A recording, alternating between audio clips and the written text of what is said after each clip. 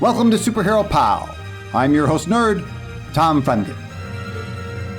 Okay, time for another comic book review, which really isn't something I do all that often, but I was thinking that when I usually do one, it's kind of negative, so I figured I should do a positive one.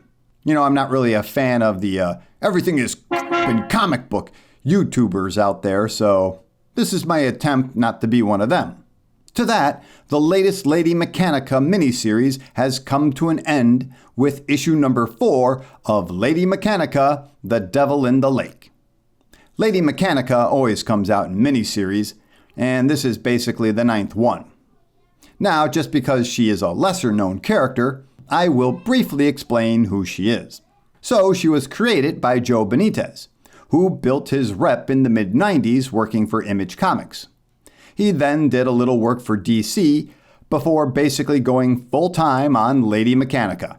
And most of the stories are co-written by M.M. Chen, who I assume is Marika Chen, who has worked with Joe before the Mechanika days.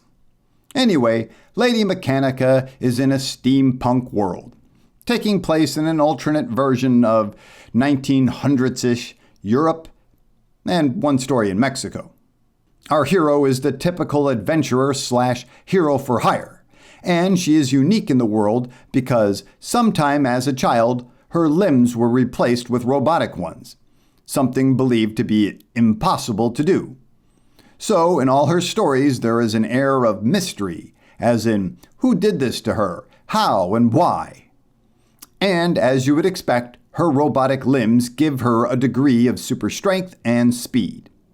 Okay, with that, let's jump into this issue. Getting up to speed, Lady Mechanika was hired to find and hopefully rescue a scientific expedition, which disappeared investigating a haunted lake deep in Siberia. With her guides, she finds the lake and discovers that the reports of a monster in the lake are true as it eats her. Kicking off this issue, she learns that the Loch Ness Monster-ish monster is basically keeping people as pets, deep in an unreachable underwater cave.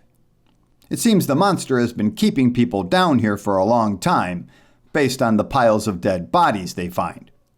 Fortunately, most of the expedition is still alive, and while trying to figure a way out, Lady Mechanika learns that she has the ability to communicate with the monster in a dreamlike state. Mighty convenient, but it was established that people could do this earlier in the story, so it's not a complete cheat. In talking with the creature, she learns that it is still a small child, and being the only one of its kind, it's very lonely. So Lady Mechanika makes a deal with the monster, and while everyone else gets to go home, she has to stay. Now we switch gears to see what's happening with Lady Mechanika's former partner and brilliant inventor Archibald Lewis. You see, some time back, Lady Mechanika saved him from a succubus, of sorts, which he has yet to forgive her for.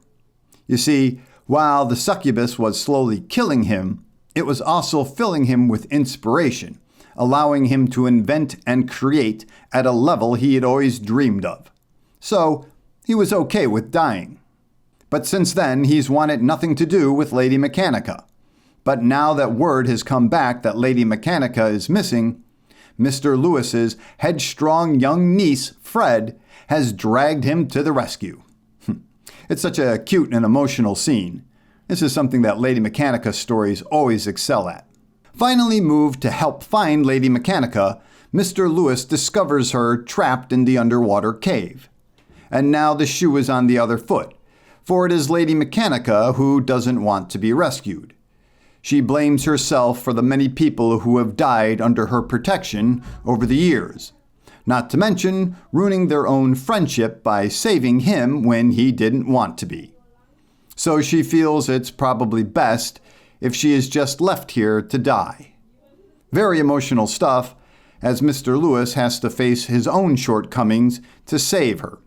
With their friendship on the mend, they head to the surface in Mr. Lewis's mini-sub. But then the monster, who doesn't want her to leave, threatens to crush the sub. Feeling sympathy for the lonely creature, Lady Mechanika won't let Mr. Lewis kill the monster. After all, he's just desperately lonely. To which my 5-year-old son, who I was reading this comic to, said, "I think this is going to have a sad ending." And it does.